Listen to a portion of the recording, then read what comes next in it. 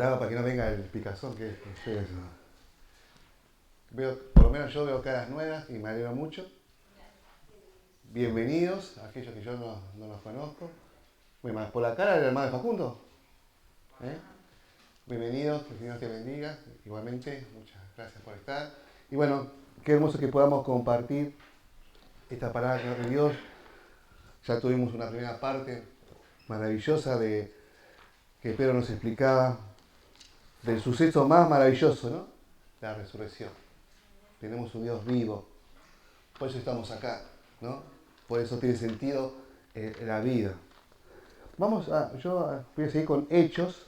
Estamos estudiando el libro de Hechos para las personas que nos visitan. Ya vamos por el capítulo 25, pero debido a las personas que se encuentran hoy y también un tema que tocó el Señor en mi corazón, voy a ver hasta un cierto versículo y después ya me voy a desviar justamente al tema de la resurrección. Hechos capítulo 25, vamos a leer.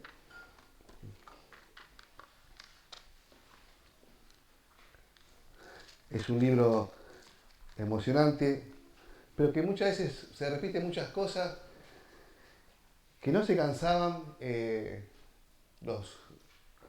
las autoridades, los judíos, la gente, no se cansaba de perseguir a Pablo, de perseguir el Evangelio, de querer destruir el Evangelio. Volvemos a ver en este capítulo 25 que otra vez intentan, creo que la octava vez que intentan matar a Pablo, pero sabemos que mientras Dios no lo permita, nunca va a ser así. Porque Dios, el que comienza la obra, la termina. Y para Pablo tenía algo destinado. Que iba a hablar a los reyes y que iba a llegar a Roma. Y así está logrando como la providencia de Dios, que a pesar de los sucesos distintos que pasaban, cosas que parecían negativas, todo es para la gloria de Dios y para que Pablo llegue a Roma a hablar a los gobernadores y como Dios quería que termine su vida. Vemos cómo Dios usa circunstancias a veces en nuestra vida, si lo aplicamos a nuestra vida diaria, a veces cosas que nos pasan, nos suceden, decimos ¿por qué esto? ¿Por qué lo otro?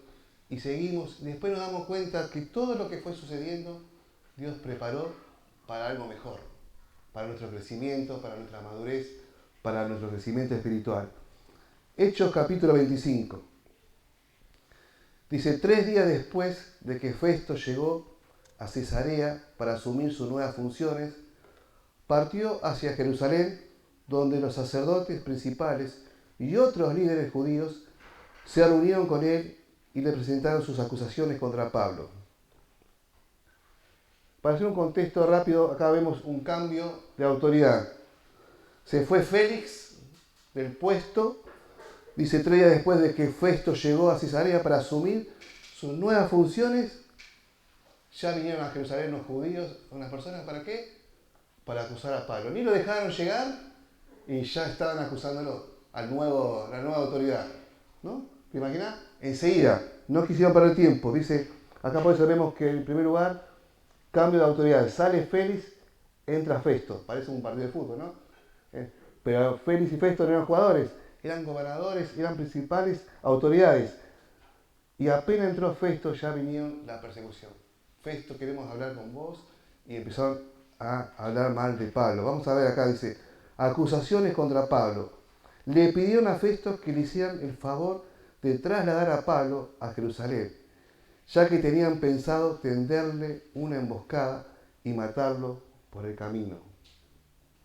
Vemos que en realidad ellos dijeron que le hacían un favor, que podían trasladar a Pablo a Jerusalén, que ellos no iban a tener problema, pero en realidad ellos querían emboscarlo y matarlo.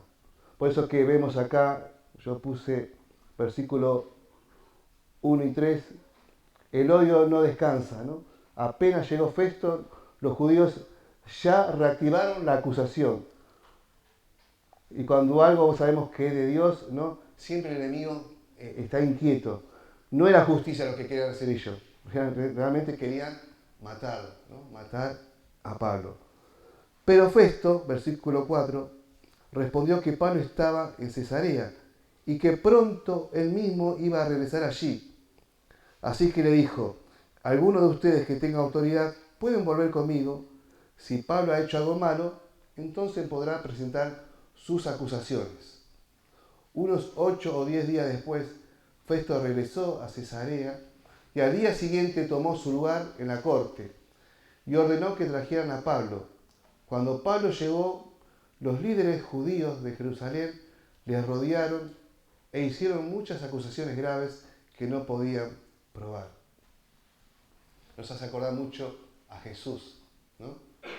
A Jesús siempre lo acusaban, decían cosas, pero nada podían probarlo. No había manera de probar lo que ellos decían, lo malo de él. Y acá con Pablo igual. Qué vida, ¿no? Qué vida transparente, qué vida pura, qué ejemplo, que todo lo que ellos decían no lo podían comprobar.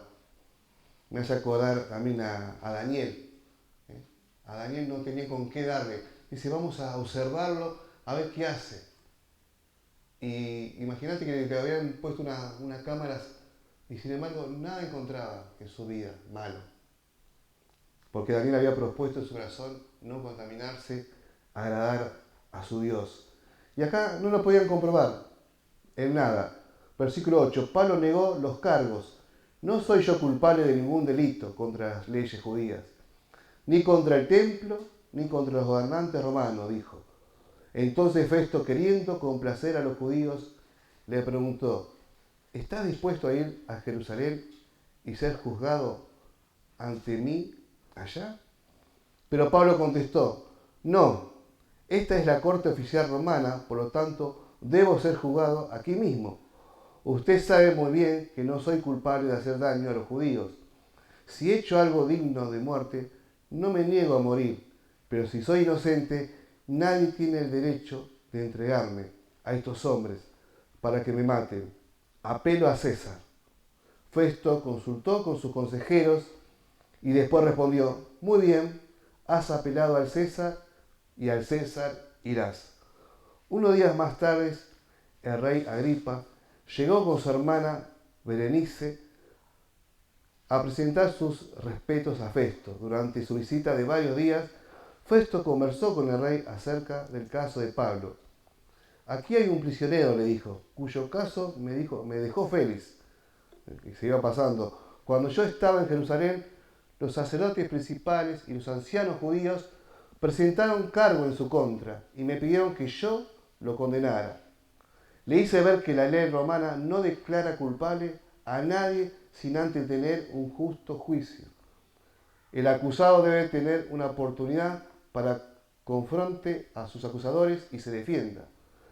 Cuando los acusadores de Pablo llegaron aquí para el juicio, yo no me demoré, convoqué al tribunal el día siguiente y di órdenes para que trajeran a Pablo, pero las acusaciones que hicieron en su contra no correspondían a ningún delito que yo esperaba. En cambio, tenía algo que ver con su religión y con un hombre muerto llamado Jesús, quien según Pablo está vivo. Qué maravilloso. Es decir, que toda la cuestión no era religiosa ni política. La cuestión acá era que ellos no querían creer que Jesús estaba vivo. Según un Jesús muerto. Pero Pablo dice que está vivo. Y qué hermoso que nosotros hoy podemos decir, claro que sí, Él está vivo. Pero vamos a ver rápidamente algunas cosas de estos versículos.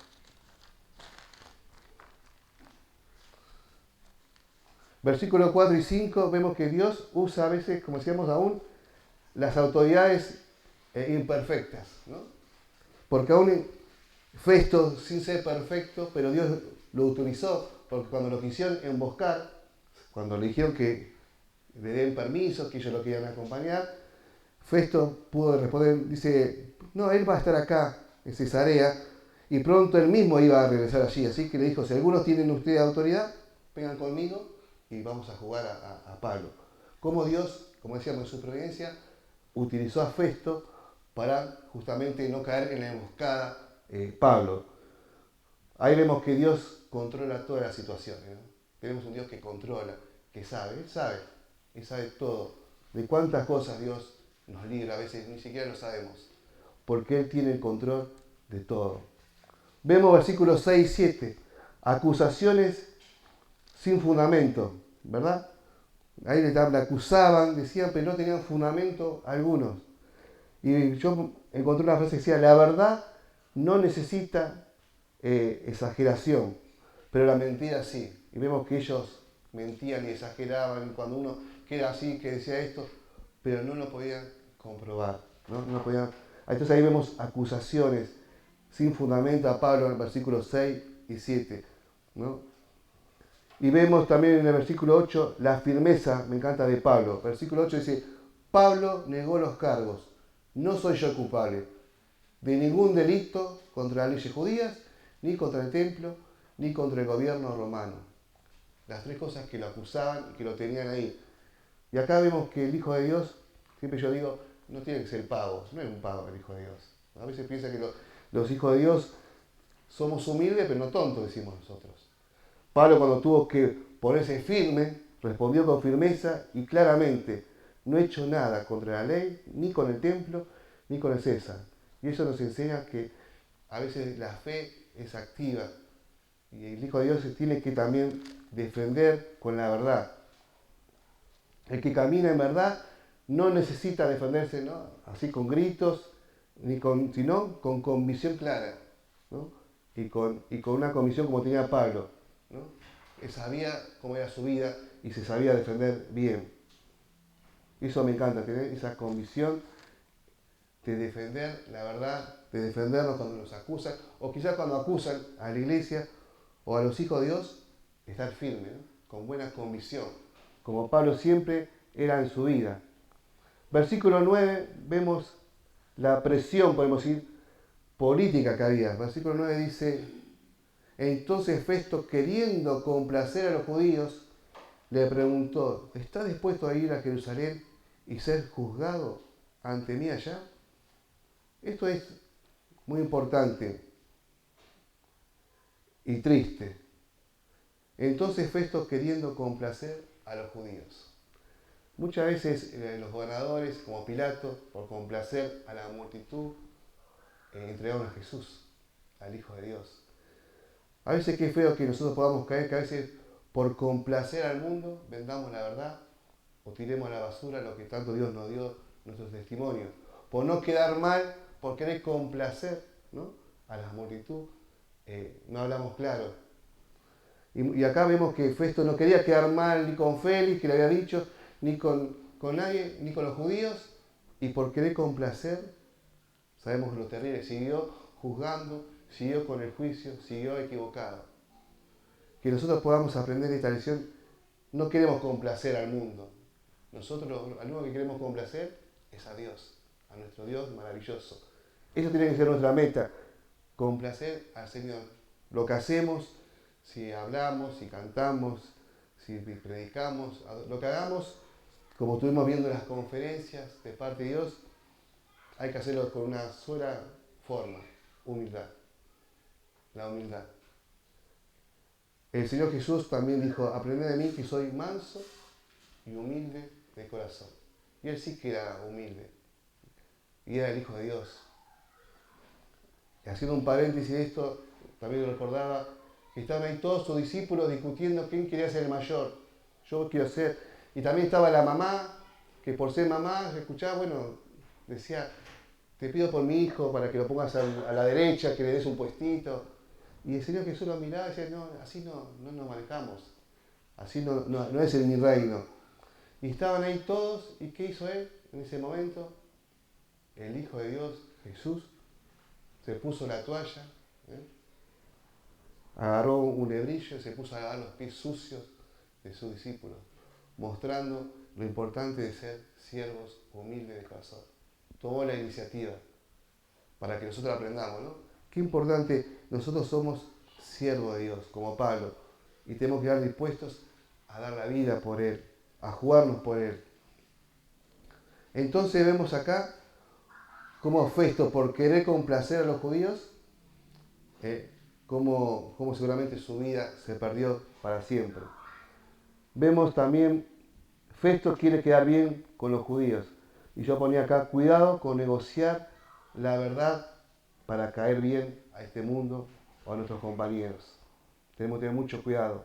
Versículo 10 al 12, Vemos acá que Pablo apela a César, es decir, usa su derecho, ¿no? Él era ciudadano romano y usa su derecho. Dice, yo quiero entonces que me juzgue César. Y sabemos después la respuesta, ¿querés ir a César? Bueno, a César irás. Vemos acá en esto que Dios da recursos, ¿no? Y debemos usarlo con la sabiduría de vida. Quiero llegar a algunos puntos. Versículo 13-21, ahí vemos la confusión de los gobernantes, yo puse. Del versículo 13 a 21. Festo, vemos acá, no entendía el caso, no entendía nada. Pues él dice, no puedo escribir nada, no sé de qué le acusan. Sé que lo acusan, pero yo quiero encontrar algo y no encontraba. Varias veces dice, no tengo nada para escribir, no sé qué poner sobre Pablo. Estaba confundido. Llega Agripa y sabemos que Agripa en un momento dice, más adelante, por poco me persigues. Tampoco lo entendía. Y vemos cómo no podían nada usar, juzgarlo a él. ¿Por qué? Porque no tenían nada que escribir, nada que comprobar. Estaban confundidos aún entre ellos. Los mismos acusadores no sabían ni de qué lo acusaban. Y vemos acá, que quería detenerme más que nada, en los versículos 18 y 19. Porque todo esto que pasaba, toda esta persecución, y ya de hace rato, en varios capítulos atrás, todo este lío, este juicio, estas acusaciones, todo esto era por algo que se dice en versículos 18 y 19, que lo leímos, pero lo vamos a volver a leer. Pero las acusaciones que hicieron en su contra no correspondían a ninguno de los delitos que yo esperaba. En cambio, tiene algo que ver con su religión. Nosotros decimos más que nada con su relación. Y con un hombre muerto llamado Jesús, que según Pablo está vivo. No sabía cómo investigar estas cuestiones, así que le pregunté si él estaba dispuesto a ser juzgado por estos cargos. Pero Pablo apeló al emperador para que se resuelva su caso.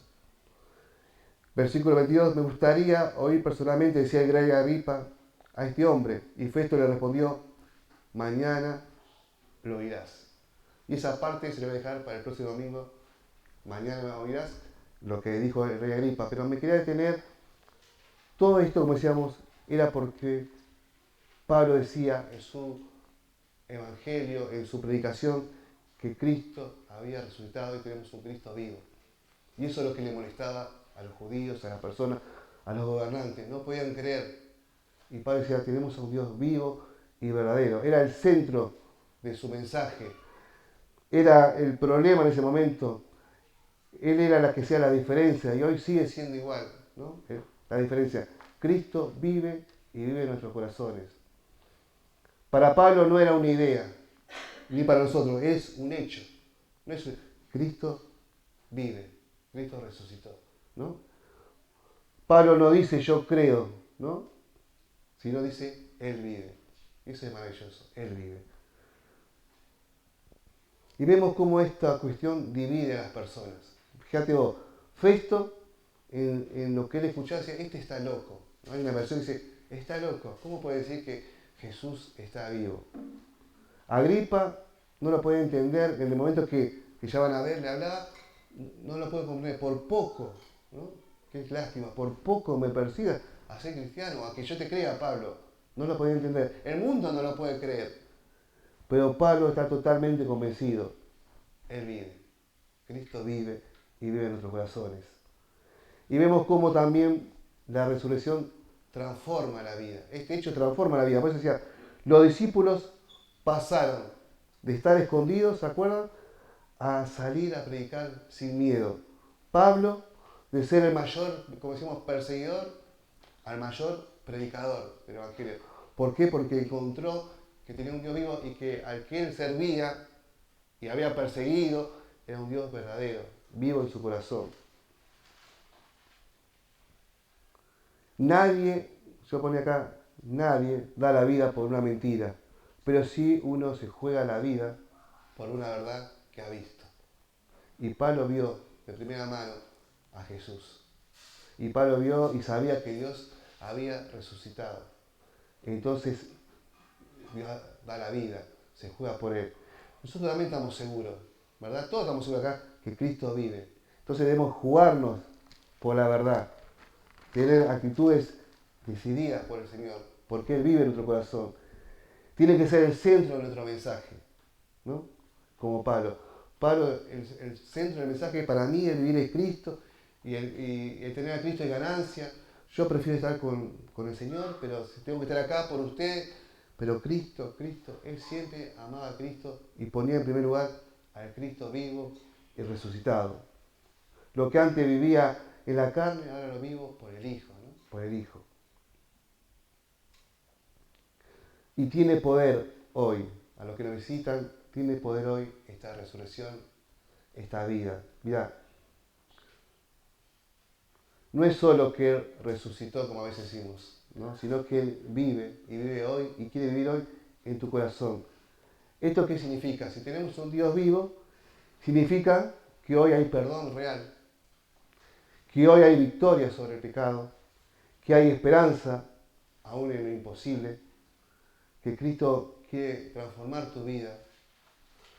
Si es un Dios vivo es porque Él quiere tener como muchos dicen, una religión, no, una relación con vos, porque Él vive y Él quiere tener una relación con tu vida, intimidad con vos. Él te conoce, Él te ama. El Cristo vivo transforma las vidas.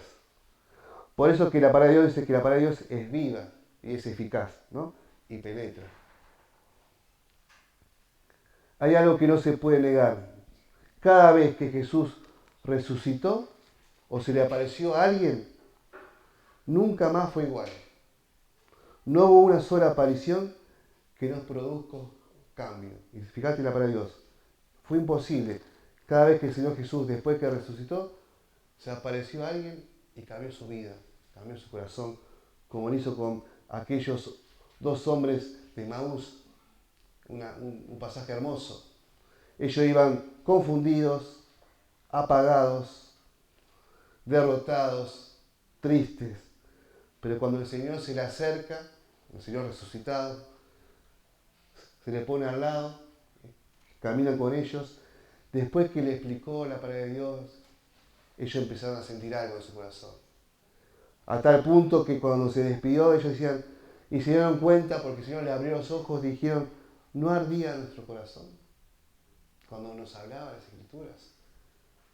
Y me imagino que por eso decía, cómo esa aparición, su corazón, que estaba tibio, que estaba apagado, empezó a arder, ¿no? Y empezó a tener pasión. Su confusión se terminó, lo vieron claramente que era el Señor Jesús. Su tristeza desapareció. Además, dice que no llegaban ni al lugar que iban a ir, sino que se volvieron corriendo a llevar las nuevas a sus discípulos, que habían visto a Jesús. Eso me encanta. No llegaron, se volvieron y ya con un mensaje glorioso, con un corazón ardiente, sin confusión, alegre, cambió su vida. Y quizás Dios quiere hacer eso con tu vida. A veces ni te das cuenta. Ellos no se dieron cuenta, pero Él quiere caminar al lado tuyo. Y quizás hoy podés estar confundido, con un corazón tibio, sin pasión. Dios quiere acercarte a tu vida, decirle que Él está con vos. Todos los días de mi vida Él quiere estar con vos. Todos los días. Para que pueda arder tu corazón. Para tener ese mensaje que Pablo tenía. Cristo vive y quiere vivir en tu corazón y quiere perdonar tus pecados. Y quiere que vos vivas con Él. También en un momento se apareció a todos los discípulos, estaban encerrados y se aparece Jesús. Ellos estaban paralizados, estaban con miedo de los romanos, pero cuando apareció Jesús le dijo algo maravilloso: paz, paz a vosotros. Y esa confusión, esa parálisis de los discípulos se terminó y dice que después salieron llenos de gozo a predicar el Evangelio porque estaban seguros del Cristo vivo que había resucitado, sin temor. Y sabemos que muchos, por la historia, se jugaron la vida, hasta dar la vida. De estar ahí encerrados con miedo, Jesús apareció y eso fue la diferencia. Tomás, una persona que dudaba, no creía. Jesús había aparecido antes de siempre y él no creía. Pero cuando se apareció Jesús, vio a Jesús y después de dudar tanto dio una declaración de la más maravillosa. Señor mío y Dios mío. Comprendió. De dudar a clamar esa declaración, Señor mío y Dios mío. Por eso digo que cada vez que el Señor Jesús resucitado se aparecía a alguien, no era igual. ¿Y por qué no tiene que ser diferente hoy, en tu vida, en mi vida? Señor, a veces estamos en un momento de confusión, o dolor, o tristeza, y Él se aparece, ¿no?, en nuestra vida. Nunca que no olvidemos que Él está todos los días con nosotros, en nuestra vida. Todos los días. Y eso nos tiene que arder nuestro corazón, salir con amor, predicando el Evangelio, estar con Él, ¿no?, tener frutos para su honra y no estar confundidos. Hoy el Señor quiere estar con vos, quiere estar en tu camino, quiere, como cantábamos en la canción, amarte, abrazarte, perdonarte, darte la vida eterna, llenarte de propósito de esta vida, porque qué hermoso vivir con propósito, ¿no?, con metas claras.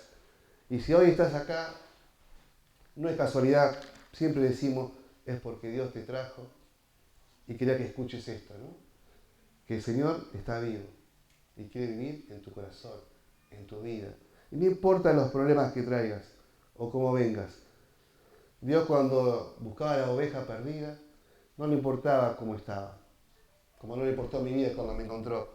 Lo primero que Él quiere es hacer es agarrarte, llevarte a un lugar seguro, amarte, perdonarte.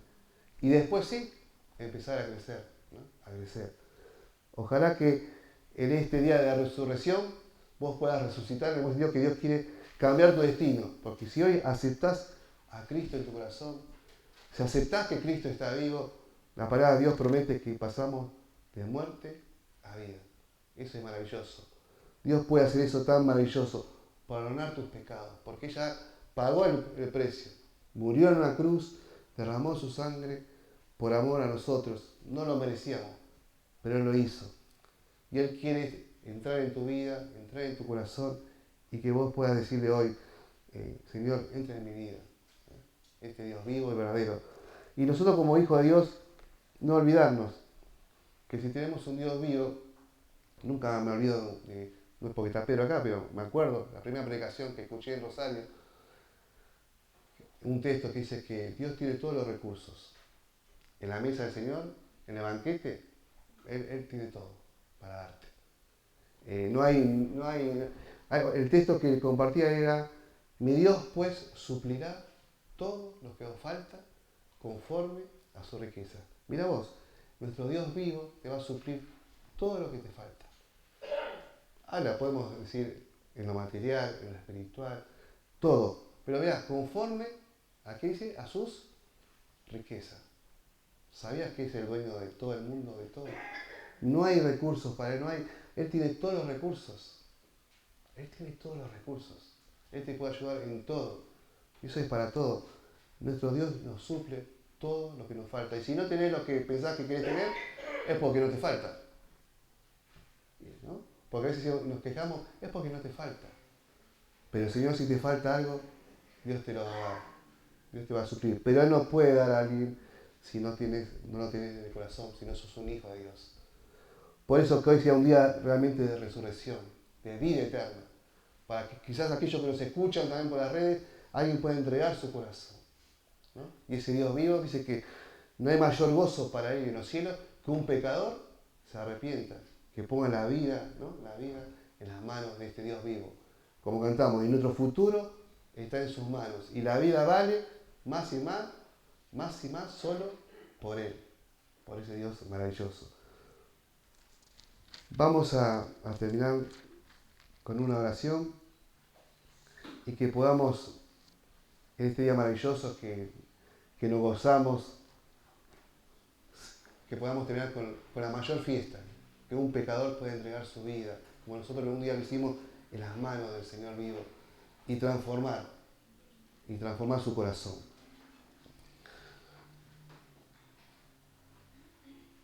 Padre nuestro que estás en los cielos, te damos muchas gracias por tu palabra maravillosa. Y Señor, que realmente Si hay una persona, un joven, un chico, que hoy pueda entregar tu corazón, su corazón, como un día lo entregamos nosotros, pedirte perdón por sus pecados. Señor, que pueda saber que tú perdonas, tú restauras, tú nos amas. Por eso tú viniste a este mundo con el único propósito de salvar y buscar lo que se había perdido. Digamos nosotros, Señor. Que podamos gozarnos todos juntos de saber que una persona pueda entregar la vida en tus manos, Señor. Y que tú lo puedas perdonar, restaurar y darle conforme a lo que necesita. Y nosotros como hijos de Dios, Señor, que podamos siempre tener presente que tú estás con nosotros para honrarte cada día con nuestros hechos, con nuestras acciones, con lo que hagamos, Señor. Gracias, Señor, porque tú resucitaste. Gracias, Señor, por la vida eterna que nos regalaste, por el perdón que nos diste. Gracias, Señor, porque tú nos llenas de favores. Gracias, Señor, porque lo único que tú quieres es que nos vaya bien, Señor. Por eso te pido que tú bendigas a cada hermano presente, que le des conforme a lo que necesitan en esta semana y siempre. Señor, que podamos disfrutar de la vida eterna, de lo que tú nos regalaste por tu gracia, por tu amor, que realmente hagamos real que somos hijos tuyos y nos comportemos y disfrutemos como tales. Gracias por todo, en el precioso nombre del Señor Jesús. Amén, Señor.